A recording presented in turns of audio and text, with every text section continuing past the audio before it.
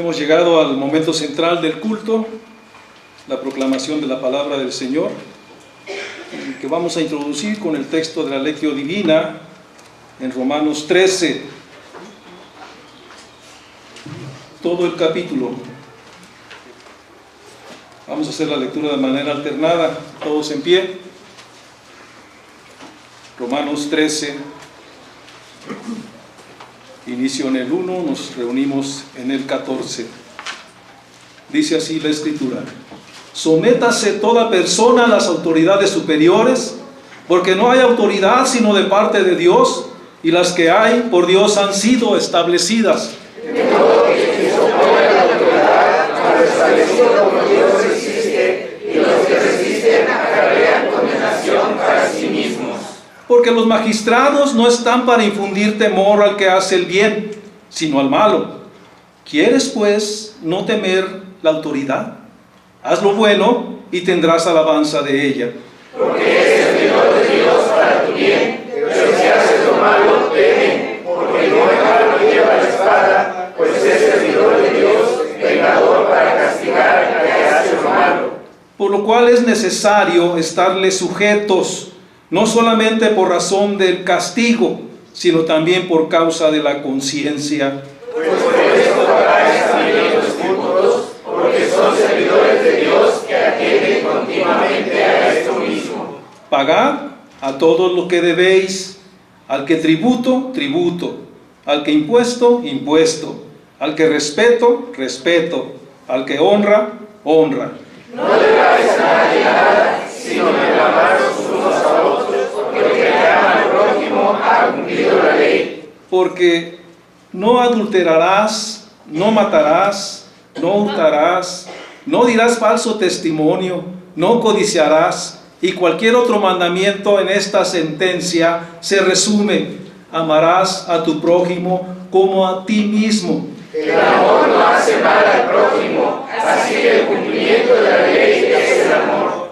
Y esto, conociendo el tiempo, que es ya hora de levantarnos del sueño, porque ahora está más cerca de nosotros nuestra salvación que cuando creímos. La noche está avanzada y se acerca el día. Desechemos pues las obras de las tinieblas y vistámonos las armas de la luz. Andemos como de día, honestamente, no en glotonerías y borracheras, no en lujurias y lascivias, no en contiendas y envidia, sino vestidos del Señor Jesucristo, y no proveáis para los deseos de la carne. Vamos a responder con el himno 201, aquí juntos reunidos. De la novena parte, el culto y los sacramentos, de Ludwig van Beethoven, el himno a la alegría. Solamente para decir unas palabras sobre este tema, hermanos.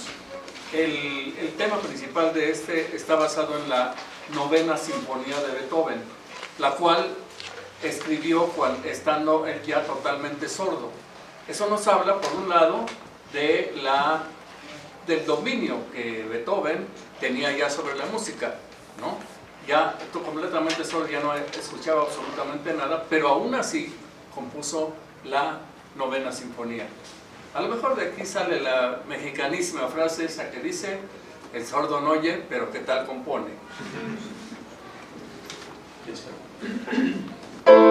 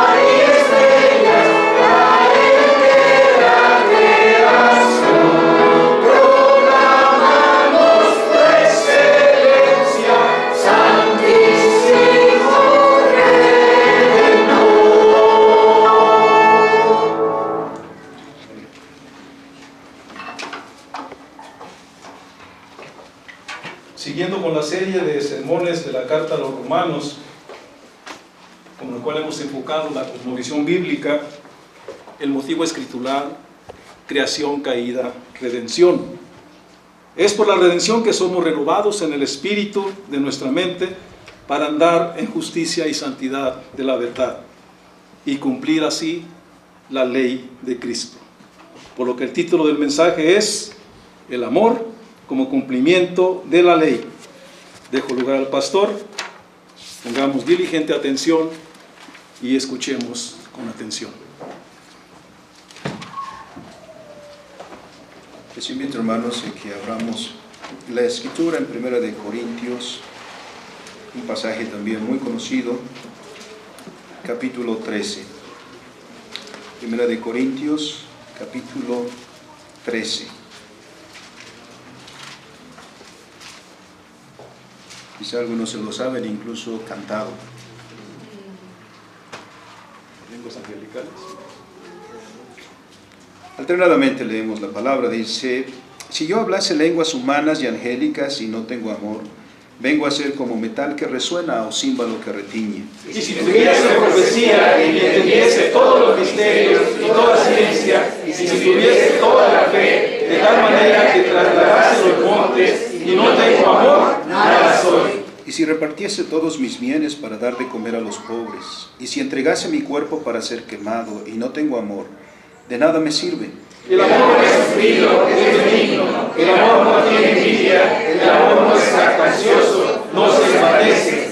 No hace nada indebido, no busca lo suyo, no se irrita, no guarda rencor.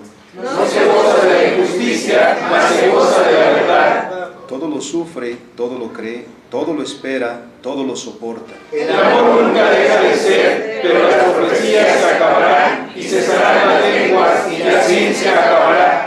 Porque en parte conocemos y en parte profetizamos. Mas cuando venga lo perfecto, entonces lo que es en parte se acabará. Cuando yo era niño, hablaba como niño, pensaba como niño, juzgaba como niño.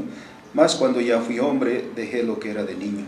Ahora vemos por espejo, oscuramente, mas entonces veremos cara a cara. Ahora conozco en parte, pero entonces conoceré como fui conocido. Y ahora permanece la fe, la esperanza y el amor. Estos tres, pero el mayor de ellos es el amor. Amén. Bendito y soberano Señor, cuya palabra hemos leído y ha sido dada para edificación de tu pueblo. Te rogamos ahora, Señor, que cumpla su propósito en nosotros. Danos claridad en las palabras y danos entendimiento, Señor, también.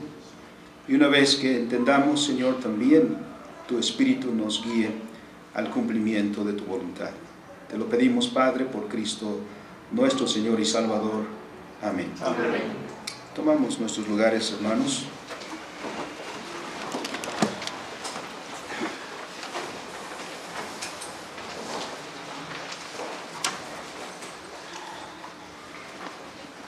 El apóstol Pablo ha iniciado a exponer en el capítulo, o desde el capítulo 12 de Romanos, lo que se desprende de la doctrina. Como lo hemos corroborado, el apóstol Pablo ha expuesto claramente la doctrina escritural, la doctrina acerca de nuestro Señor Jesucristo, lo que él ha llamado desde el principio el Evangelio, para el cual fue llamado a ser apóstol, es decir, enviado para predicarlo a los gentiles.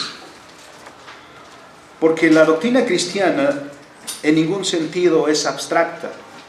La doctrina cristiana ha sido dada como principio direccional para nuestras vidas. Y para el cristiano, la vida cristiana, la cual el apóstol Pablo desarrolla en esta segunda parte del libro, cuando él habla acerca precisamente de este tema, esta vida cristiana tiene su fundamento en la obra de redención de nuestro Dios a través de su Hijo amado Cristo Jesús. Y no pueden separarse. Doctrina es el fundamento para la vida, y la vida encuentra su raíz y dirección en la doctrina. No puede ser de otra manera. aunque algunos han tratado de separar estos dos términos. Ya antes hemos dicho, hermanos, la definición de lo que es una cosmovisión, y por razón de sencillez y facilidad para memorizar hemos citado la definición del hermano Albert Walters, que nos dice que una cosmovisión es el conjunto de creencias básicas que una persona tiene acerca de las cosas. Por lo tanto, no se puede separar la vida de la doctrina, porque la vida encuentra su dirección en aquellas creencias que todo ser humano tiene acerca de las cosas. ¿Quién es Dios, por ejemplo? ¿Qué es el universo? ¿Cómo llegó a existir? ¿Cuál es el propósito de la existencia? ¿Cómo llegué a existir yo? ¿Cuál es el destino? ¿Qué es justo? ¿Qué es injusto? ¿Qué es verdad? ¿Qué es mentira? Al responder a estas preguntas fundamentales, lo hacemos desde alguna base, y luego las respuestas nos sirven para orientar todos nuestros actos, todo el conjunto de nuestra vida. Lo que hacemos en la vida cotidiana lo justificamos en una de estas respuestas. Como cristianos, lo que tiene como propósito toda la instrucción escritural, como ya hemos leído en el capítulo 12, versículo 2, nos lleva a esto: que el cristiano no se conforme al mundo, es decir, que la conducta del cristiano no la dicte la sociedad en la cual vive, una sociedad, en el caso nuestro, cada día más secularizada, sino que la vida del cristiano sea conformada, dice la palabra en Romanos 12:2. ¿Quién me ayuda con la cita? Alma se lo sabe de memoria. No os conforméis a este siglo, Sino transformaos por medio de la renovación de vuestro entendimiento, para que comprendáis cuál es la buena voluntad de Dios, agradable y perfecta. Es entonces, para el cristiano, estos principios que le dan fundamento y dirección a su vida. Es en ello donde el cristiano encuentra su fundamento. Por eso, no justifica sus actos, sus pensamientos y sus palabras en lo que la sociedad dice, en lo que está de moda, en aquello que es aceptado por la mayoría, sino que los principios de justificación para todo lo que hace, dice y piensa, lo encuentra en la palabra de Dios. Es así y solo así que se puede hablar de una vida cristiana, porque también suele ser que los cristianos podemos vivir una vida no cristiana. Y recordemos que a los corintios el apóstol Pablo, sobre muchos de los temas ahí tratados, los reprende duramente para decirles esto no deberían estarlo haciendo. Así que el apóstol Pablo, después de haber expuesto la parte doctrinal que da el fundamento para que pensemos como Dios quiere que pensemos, no culmina ahí su carta. Es decir, la epístola no termina ahí como si fuera un tratado de teología o de teología sistemática, sino que ahora, a partir de este punto, procede a exhortar a los creyentes para que vivan como cristianos, en un contexto no cristiano. Porque pensemos un momento, ¿cómo sería para los creyentes en Roma vivir en una sociedad de ese siglo primero romano? ¿Que cómo se divertía? Son conocidos los espectáculos del teatro en aquel entonces, aunque el Coliseo romano fue inaugurado por el año 80 después de Cristo, ¿no? Pero todos saben lo que sucedía ahí. Pero no es la única manera. Entonces, ¿cómo sería para los cristianos y qué desafío no sería para los cristianos ser cristianos en un contexto como ese? Por eso el apóstol Pablo, entonces, después de haber establecido la doctrina, se dirige a los hermanos en exhortaciones para que su vida sea conformada a estos principios que han sido enseñados. ¿Por qué? Porque ser cristiano no consiste en aislarnos. Tampoco solo consiste en el asentimiento intelectual a la doctrina, es decir, repetir el catecismo y decir sí, está bien, pero después olvidar las implicaciones de la enseñanza. Sino que el cristiano comienza por el reconocimiento de un nuevo principio de vida que toma el control y orienta su vida en la dirección que desde el principio de la creación debió tomar. Porque en Génesis capítulo 1, capítulo 2, miramos lo que Dios ordena para la existencia del ser humano. Como parte de la vida cristiana encontramos entonces la referencia a las relaciones sociales que el cristiano debe observar. Como ciudadano, en las primeras partes de este capítulo 13, el apóstol Pablo exhorta a los creyentes a respetar a las autoridades. Esa parte ya la hemos tratado. El hecho de que el cristiano confiese a Jesucristo como Rey y Señor no significa entonces que debe desconocer el orden establecido por Dios. Por eso Pablo ha dicho, y así inicia este capítulo: sométanse a las autoridades. Y estableciendo este principio, porque no hay autoridad sino de parte de Dios. Ha comenzado y ha seguido entonces exhortando a su pueblo sobre su conducta, entonces, en ese contexto del siglo I en Roma. Para nosotros también es aleccionador que vivimos en una sociedad cada vez más secular. Como cristianos, el mismo Señor Jesucristo también nos recuerda en San Juan 17 que ser cristianos no significa salir fuera, aislarnos de la sociedad. El Señor oró al Padre diciendo: no te ruego que los quites del mundo, sino que los guardes del mal. Nuestra vocación cristiana se encuentra para desarrollarse en medio del contexto en el cual vive. Ser cristianos en un contexto no cristiano. Y en este punto, el amor es un principio fundamental, porque toda la religión cristiana se resume en dos mandamientos que se parecen mucho, porque el primero es: amarás al Señor tu Dios con todo tu corazón, con toda tu mente y con todas tus fuerzas. Y el segundo es semejante: amarás a tu prójimo como a ti mismo. Este es el principio en el cual se enraiza toda la fe cristiana. Todos los mandamientos que encontramos en la Escritura se están enraizando en este solo principio. Por eso el apóstol Pablo entonces nos invita a que vivamos en relación con estos principios. O como dice el apóstol Juan, si decimos que amamos a Dios, entonces guardemos también sus mandamientos y amemos a nuestro prójimo. En esa relación, el apóstol en primer lugar nos habla acerca de la necesidad de obedecer a quienes ejercen autoridad. En los primeros versículos, los primeros 6 versículos, se ha abordado el tema precisamente de las autoridades civiles.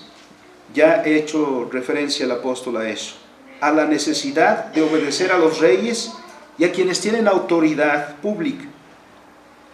No porque por obligación tenemos que hacerlo, en algún sentido sí, sino porque esa obediencia a las autoridades agrada a Dios. Y ya hemos mencionado quién estaba gobernando en el tiempo que Pablo escribió esta carta. Nerón apenas estaba, todavía no era el malote de la historia, porque apenas tenía 1 año o 2 años que había comenzado su reinado. Pero este era el tristemente célebre emperador que gobernaba en el tiempo que escribió Pablo esta carta, y también en el tiempo que el apóstol Pablo moriría. Tanto Pablo como Pedro murieron durante el reinado de Nerón, que concluyó en el año 68. Así que miremos que Pablo no está diciendo respeten a las autoridades, porque las autoridades son todo bondad, buenas, justas, honestas.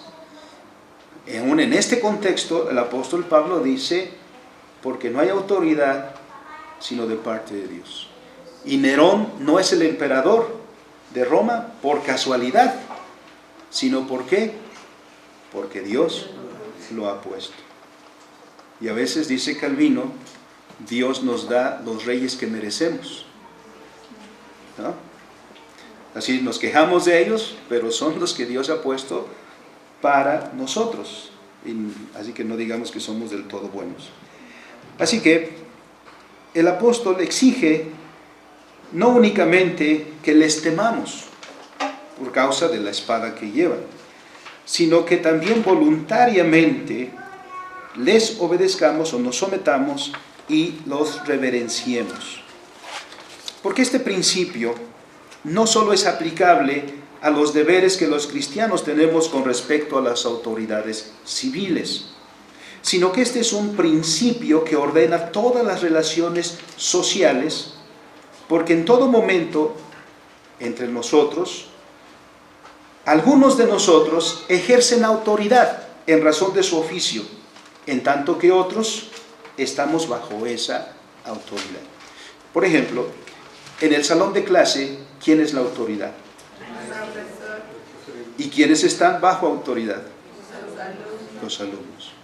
Entonces los alumnos no van a enseñarle al maestro, van a aprender. En una familia, ¿quiénes son los que tienen autoridad?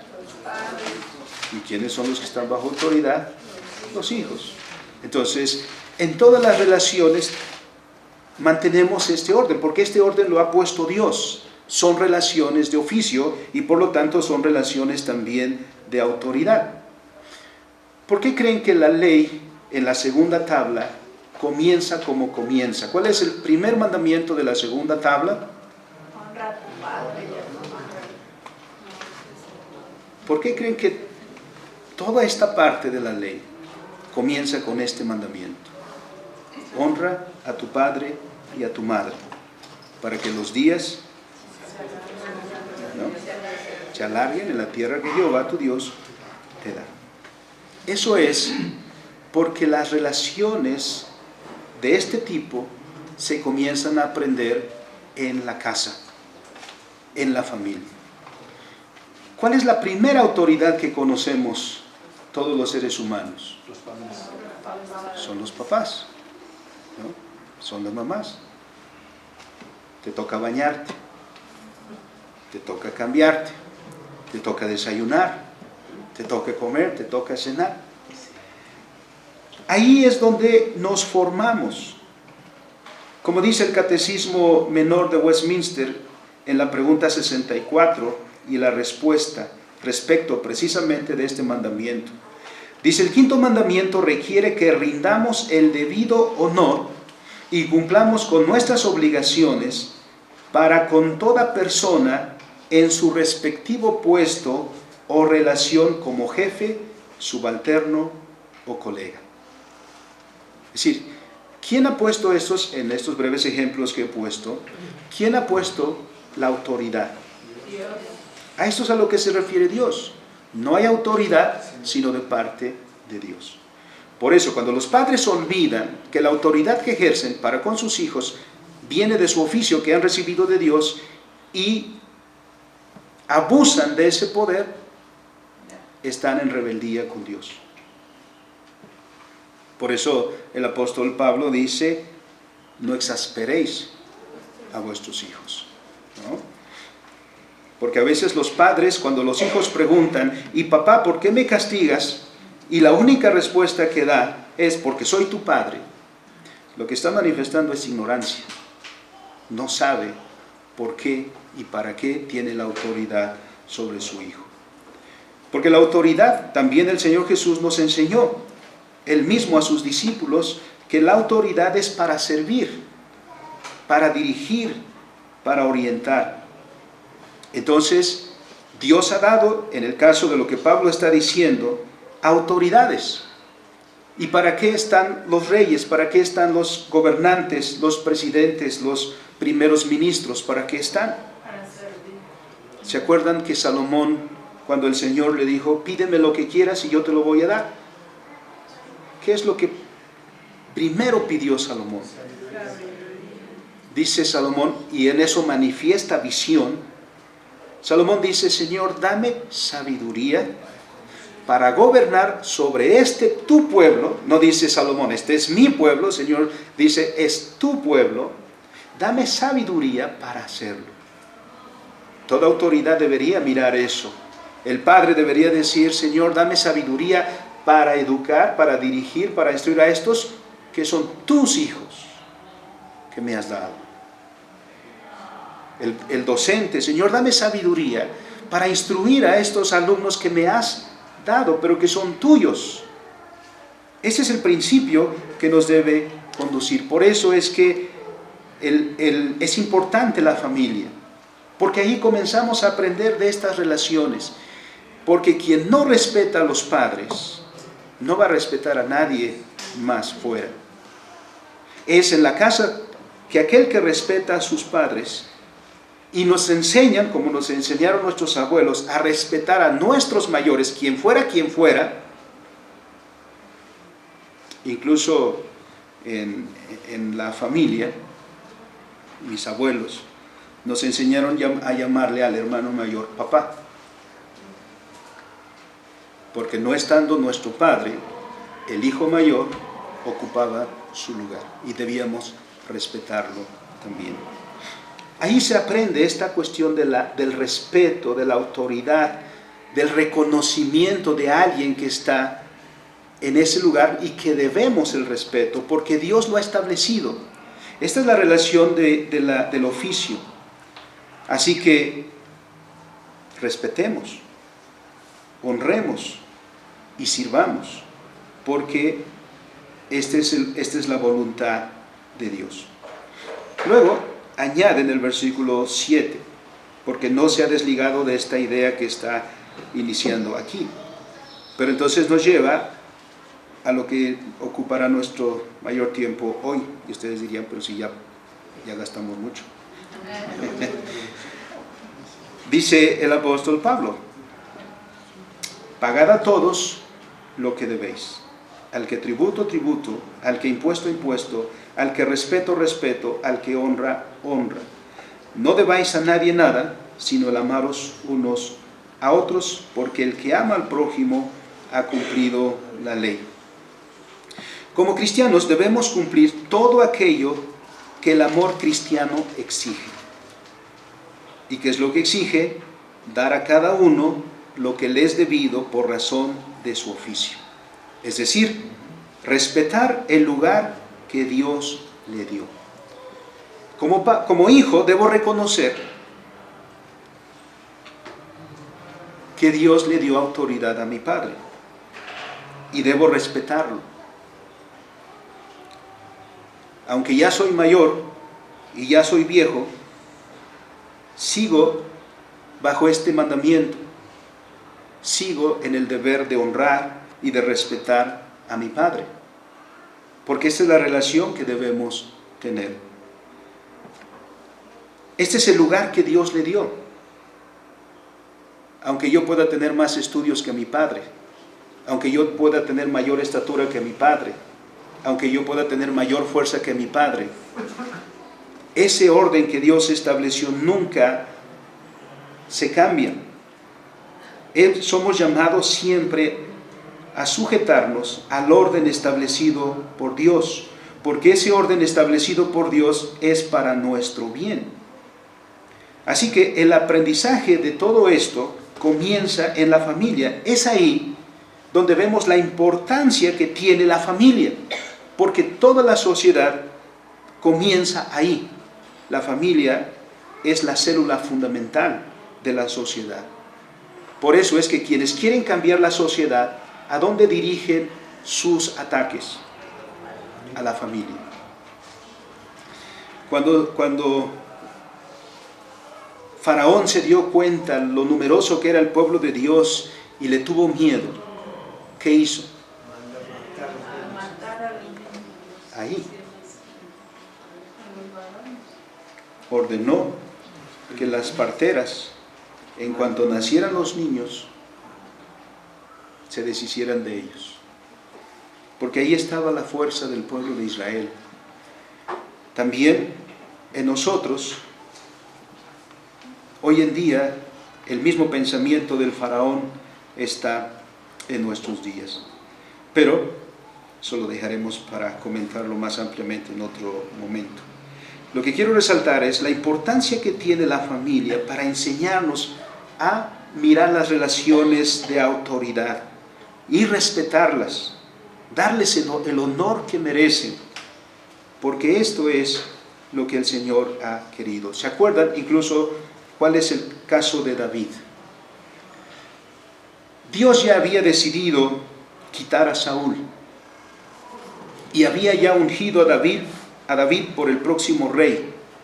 Sin embargo, cuando Saúl persiguió a David, y en 2 ocasiones nos dice la Escritura, David tuvo la oportunidad de atentar contra la vida de Saúl, no lo hizo. ¿Y no lo hizo por qué? Porque él dijo, nunca yo haga tal cosa contra el ungido de Jehová. Es decir, ¿quién lo puso ahí? Dios. Entonces, ¿yo por qué lo voy a quitar? Respetemos.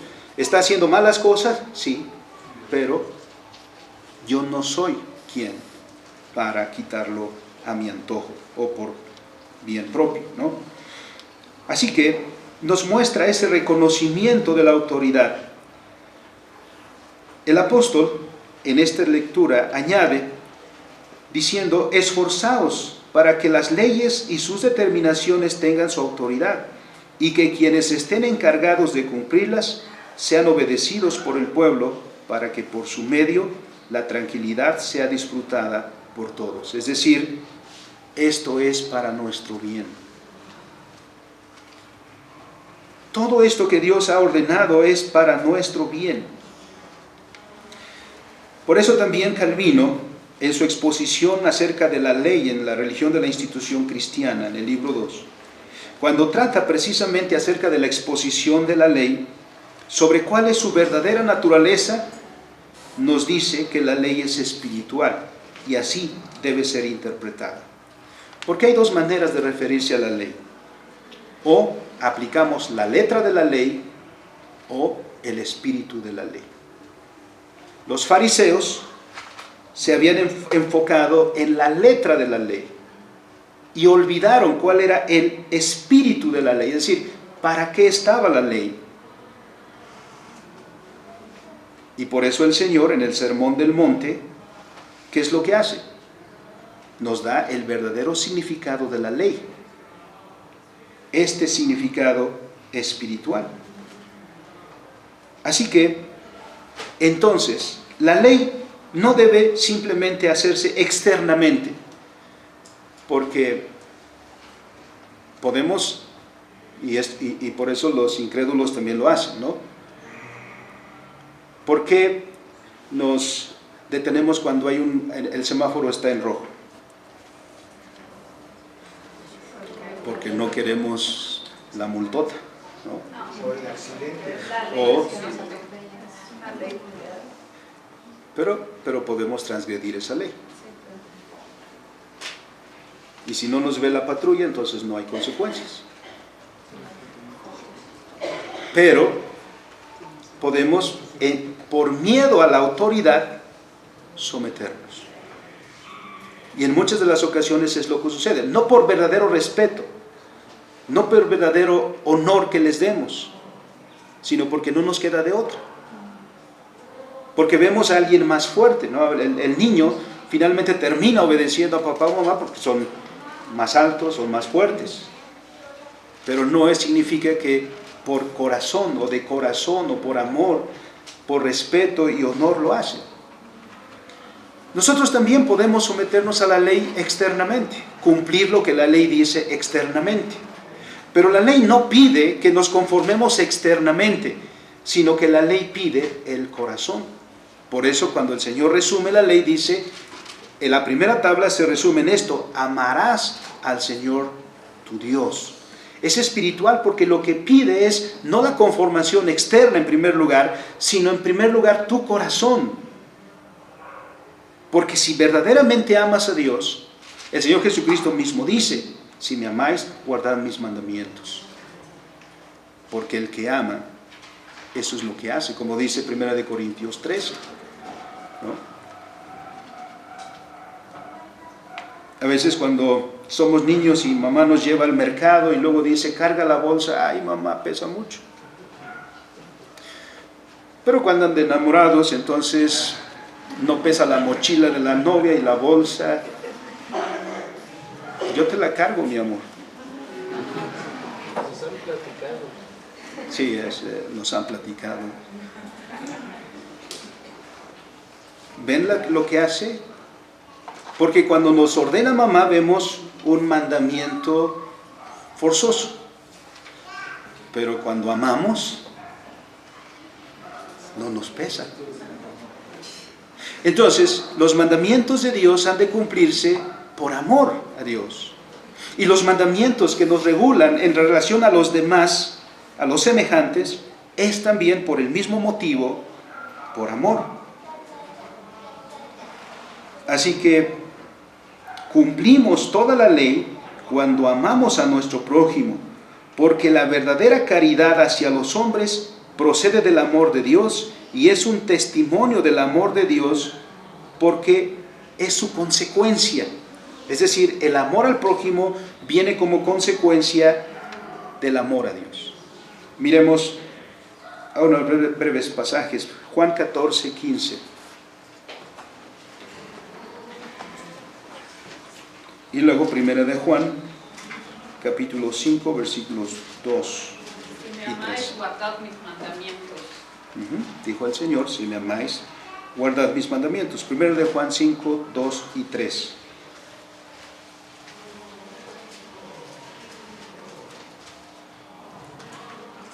Nosotros conocemos que amamos a los hijos de Dios cuando amamos a Dios y guardamos sus mandamientos. El siguiente también. Sí. Pues este es el amor de Dios, que guardemos sus mandamientos y sus mandamientos no son gravosos. Y segundo de Juan 1, 6. Y este es el amor, que andemos según sus mandamientos. Este es el mandamiento, que andéis en amor, como vosotros habéis oído desde el principio. Este es el punto. El amor, el cual no debe confundirse, porque había algunos en la última parte del siglo pasado que había una corriente que se llamaba ética situacional, que decían, ama y haz lo que quieras. Es decir, decían que el amor justificaba cualquier otra acción, si lo hiciste por amor. Pero no, miran cómo el apóstol menciona esta relación que hay entre los mandamientos y el amar a Dios. Si me amas, guarda mis mandamientos. Y en esto conocemos que amamos a Dios, en que andamos en sus mandamientos. Ese es el punto entonces, a donde nos lleva el apóstol Pablo. A amar a nuestro prójimo como a nosotros mismos. Porque el amor no anula la ley, sino nos lleva a cumplirla. Porque el fin de toda la ley tiende a que mantengamos entre nosotros una mutua caridad, es decir, un mutuo amor. Porque cualquiera que practique el verdadero amor, como es enseñado por la ley y es requerido, como lo hemos leído, ni con el pensamiento tendrá el perjudicar y ofender a sus semejantes. Por eso dice el apóstol Pablo, porque en esto se cumple toda la ley. Primera Romanos 13, 9.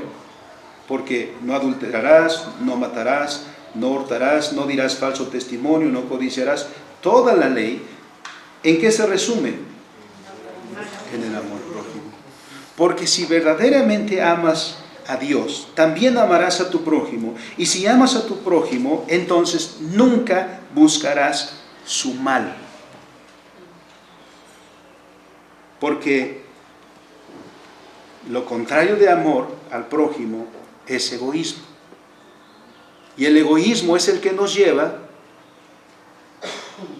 a causar todo el daño del que somos capaces a nuestro prójimo. Porque lejos de nosotros ver lo que debemos hacer para el bien de nuestro prójimo, lo que solemos hacer es aprovecharnos lo más que podemos del prójimo. Y en muchas ocasiones, disfrazándolo de bondad. ¿No? A veces decimos, mira, me encontré esto, mírate, estaba pensando en ti, a mí me costó, pensemos, 100 pesos, pero se lo voy a dar a mi prójimo en 200. Si lo amas, ¿por qué no se lo das en lo que te costó? Y estaba recordando como a mí me ha tocado vender los himnarios de la iglesia por mucho tiempo. Pues yo en algún tiempo los llevé todos conmigo y los hermanos decían, deme 10, deme 2 paquetes, deme 3 paquetes. Excelente, hay muchas iglesias que están queriendo. Yo los vendía a 100 pesos, en aquel entonces era otro precio. En la siguiente media hora costaban el doble. ¿Y qué es lo que hicieron?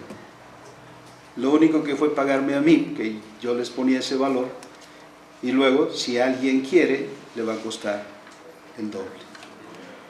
¿Y qué es lo único que hicieron? Revender. Cargarlos de un lugar a otro. En ese tiempo dije, si hubiera sabido,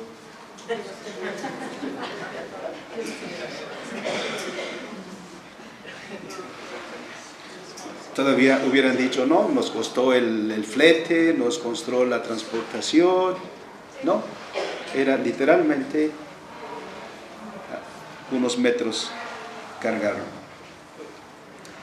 Por eso también el apóstol Pablo dice, vivamos como de día. El apóstol Pedro dice que nosotros fuimos llamados de las tinieblas a su luz admirable. Y en otro lugar el apóstol Pablo dice que nos fue dada vida cuando estábamos muertos en nuestros delitos y pecados. Y mucho antes nuestro Señor Jesucristo dijo de nosotros, vosotros sois la luz del mundo. Ahora el apóstol Pablo nos recuerda que como hijos de Dios somos partícipes de la vida celestial que ha comenzado a manifestarse en nosotros, Gálatas 5:22. Porque si hemos recibido del Espíritu Santo, entonces en nosotros, ¿qué son lo que se manifiesta? Los frutos del Espíritu Santo. Así que no es al hablar en lenguas el que demuestra que tienes el Espíritu Santo. ¿Qué es lo que da evidencia de que el Espíritu Santo está en ti? ¿Qué dice Gálatas 5:22? ¿Cuáles son los frutos del Espíritu? Amor, gozo, paz, paciencia, benignidad, bondad, fe, mansedumbre, templanza. Ahí está el Espíritu. Entonces, ahora el apóstol nos recuerda que precisamente hemos comenzado a una nueva vida por Cristo nuestro Señor. Y hemos entonces de acostumbrarnos a hacer lo que se hace durante el día, porque ya no vivimos en las tinieblas. ¿Qué cosas se hacen en las tinieblas? ¿Qué cosas se esconde la gente para hacer? ¿Qué es lo que busca hacer de la oscuridad? Las obras de muerte, pecado. Corrupción. ¿No? Y nosotros debemos andar escondiéndonos, dice el apóstol Pablo, no, sino vivamos como de día. Hemos de acostumbrarnos a hacer lo que se hace durante el día ante la mirada de todos los demás, porque no tenemos nada de qué avergonzarnos. Andamos en la vida viviendo en conformidad con la palabra de Dios. ¿Y quién se avergüenza de andar en la verdad? De conformar su vida en su totalidad conforme a la verdad. Por eso no nos escondemos. Además añade, sabiendo que estamos en los tiempos escatológicos, es decir, estamos en el tiempo del fin, y que la venida del Señor Jesucristo está próxima, eso debe alentarnos mucho más, sabiendo que ya estamos viviendo los tiempos del fin, que debemos abandonar todo lo que es propio de la noche, arrojando, quitando de nosotros todas las obras de las tinieblas, para que ahora nos ocupemos, según Efesios 2:10, en buenas obras, las cuales el Señor preparó de antemano para que andemos en ellas. Y así es donde debemos andar con nuestro prójimo, sin hipocresías, sin mentiras, sin venganzas, sin querer tomar ventaja de nuestro semejante o aprovecharnos de ellos. sino con honestidad, dice el texto. Versículo 11 dice, y esto conociendo el tiempo, que es ya hora de levantarnos del sueño, porque ahora está más cerca de nosotros nuestra salvación que cuando creímos. La noche está avanzada y se acerca el día. Desechemos pues las obras de las tinieblas y vistámonos las armas de la luz. ¿Cuáles son estas armas de la luz? Pues no es otra cosa, dice comentando Calvino, que precisamente andemos en buenas obras, porque estamos bajo la bandera de nuestro Señor, vivimos bajo su sombra, somos dirigidos por su palabra. Todas las cosas que hagamos, como dice el apóstol Pablo, sea que comamos, sea que bebamos, hagámoslo para la gloria de Dios. Y si hacemos entonces todas las cosas para la gloria de Dios, ¿cómo podemos mentirle a nuestro prójimo y decir para la gloria de Dios? ¿Cómo podemos ensoberbecernos de nuestros hermanos y entonces decir como cristiano para la gloria de Dios? No, esa es una contradicción. Debemos ser consecuentes con el principio fundamental para nuestra vida, que es la palabra de Dios, y haciendo su voluntad en todas las relaciones con nuestro prójimo. Porque si amas a tu prójimo, entonces no le robarás. Por eso dice la ley, no robarás. Porque si amas a tu prójimo, no codiciarás, dice el 10º mandamiento, nada de lo que es de tu prójimo. Porque algo que todos experimentamos, hermanos, es codicia. Y la codicia nos lleva precisamente a quebrantar la ley de Dios. Y la codicia es la que nos lleva en ese camino contrario a la voluntad de Dios. Y el mundo se mueve por la codicia.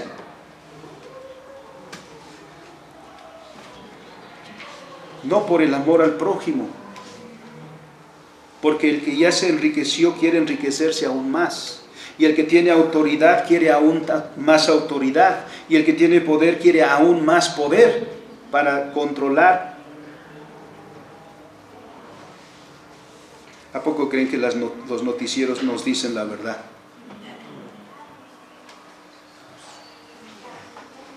Ellos lo que hacen es vender.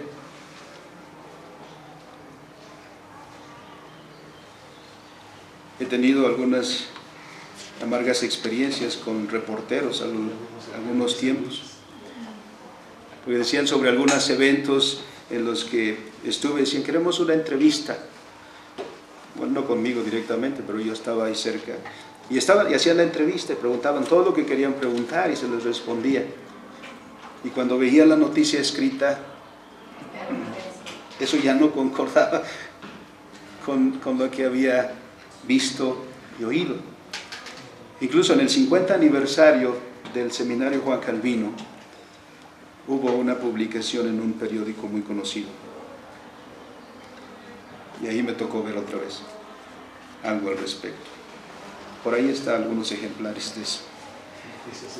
Bien, dice nuestro Señor entonces, a través del apóstol Pablo, que es a través de ese amor, de ese interés por nuestro prójimo, y recuerden, porque ya fue explicado, que en este contexto Pablo no usa el término filos, tampoco el término eros, que se puede traducir al español como amor, sino que el término que usa es ágape, ese amor que más que significar recibir, significa entregar.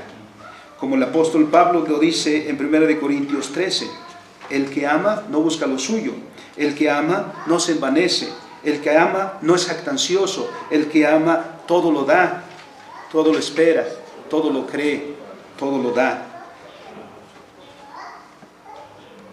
Qué gozo sería estar rodeado de tales prójimos.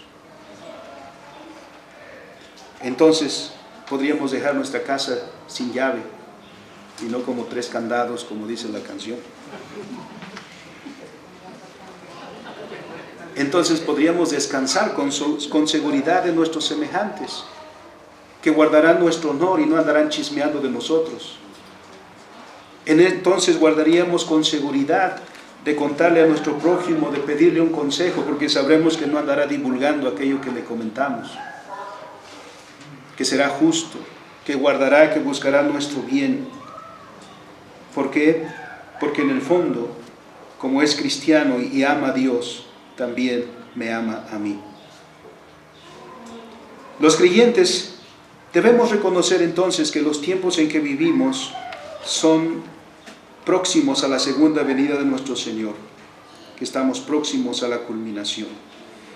Debemos saber que la verdad de Dios es para la vida, para toda la vida, y por lo tanto pueden tomar cada uno de nosotros su lugar y su misión de restaurar todas las cosas. Somos cristianos, somos criaturas renovadas, que también han recibido el ministerio de la reconciliación. Por eso no andemos, dice el apóstol, en glotonerías, ni borracheras, ni...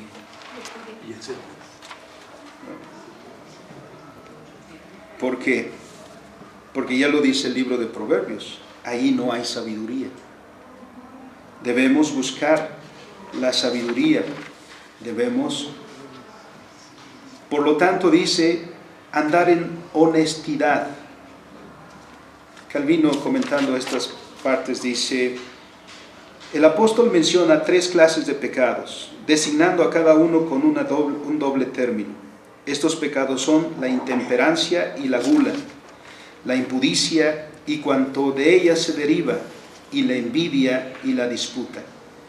Si tanta deshonestidad hay en estas 3 cosas, que hasta los mundanos se avergüenzan de cometerlas delante de los demás, con mayor razón aún nosotros debemos abstenernos de practicarlas. ¿Por qué? Porque estamos siempre viviendo delante de Dios, aún cuando nos encontremos libres de las miradas humanas. El cristiano no roba porque no puede, sino porque no debe. El cristiano no dice groserías no porque no pueda, no las sepa, sino porque no debe. El cristiano no debe ser violento, debe tener dominio propio, porque este es el principio de la vida cristiana también. Entonces, como hijos de Dios, hemos sido llamados para expresar en nuestra vida este amor a nuestros semejantes. Termina diciendo que debemos estar vestidos de Jesucristo nuestro Señor. Esto significa, y hay 2 pasajes más en los que el apóstol menciona esto, Colosenses 3:10 y Efesios 4:24. Esto significa que debemos estar por todas partes rodeados y ataviados con la virtud de su Espíritu. Ya hemos citado Gálatas 5:22, el cual nos hace aptos y limpios para toda obra de santidad. De este modo, la imagen divina, que es en verdad el único adorno del alma, se restablece en nosotros. Y San Pablo habla así, y lo hace mirando hacia el fin de nuestra vocación, porque Dios, al adoptarnos, nos injerta en el cuerpo de su único Hijo, con la condición de que, dejando nuestra vida pasada, seamos hechos en Él nuevas criaturas. Así que contradicción es que entre nosotros haya pleitos, engaños, mentiras, chismes y cosas semejantes. Más bien, al contrario, todas las relaciones sociales deben ser restauradas, porque si hemos sido restaurados en Cristo, entonces el amor al prójimo se traduce en el cumplimiento de la ley que Dios ordena para nosotros. Y en eso estaremos dando también testimonio a aquellos que no conocen al Señor. Porque dice la Escritura también que cuando vean lo que nosotros hacemos, ellos también glorificarán a vuestro Padre que está en los cielos. Oramos. Bendito y soberano Dios, te damos gracias porque, Padre, nos enseñas paso a paso que tu palabra, que tu doctrina, que tu enseñanza tiene fines muy prácticos, que son principios, Señor, que deben ordenar nuestra vida en todos sus aspectos, que todas las relaciones con nuestros semejantes son normadas también por tu palabra, que no hay aquí separación, que no hay aquí escolasticismo, de gracia naturaleza, de sagrado secular, sino que todas las relaciones, Señor, deben ser bajo este principio, de que tú eres Señor de todas las cosas, y de que tu palabra es la norma para toda nuestra vida, y que nuestra vida ha sido santificada en Cristo Jesús, para que andemos no más en tinieblas, sino a plena luz, porque tu palabra es la que guía nuestros pasos. Sea, Padre, nuestra vida santificada y cada una de nuestras relaciones normadas por esa palabra bendita tuya, para gloria de tu nombre y para bienestar nuestro. Por Cristo nuestro Señor. Amén.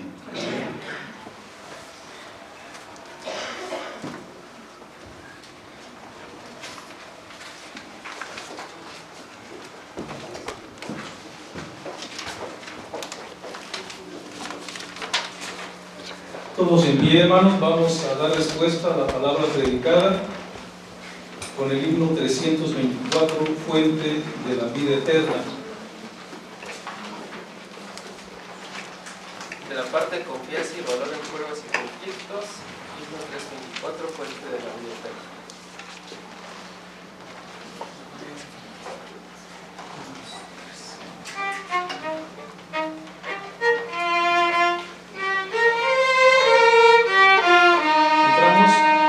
Fuente de la vida eterna y de toda bendición, ensalzar tu gracia tierna, debe todo corazón. Tu piedad inagotable, abundante en perdonar, único ser adorable, gloria a ti.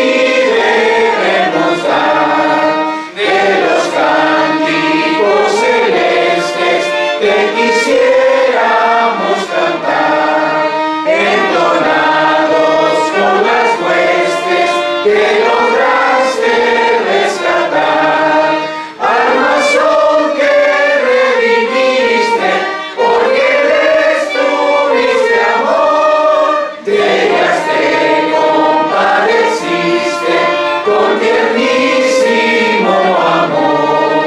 Toma nuestros corazones, llénalos de tu verdad, de tu espíritu los dones y de toda santidad.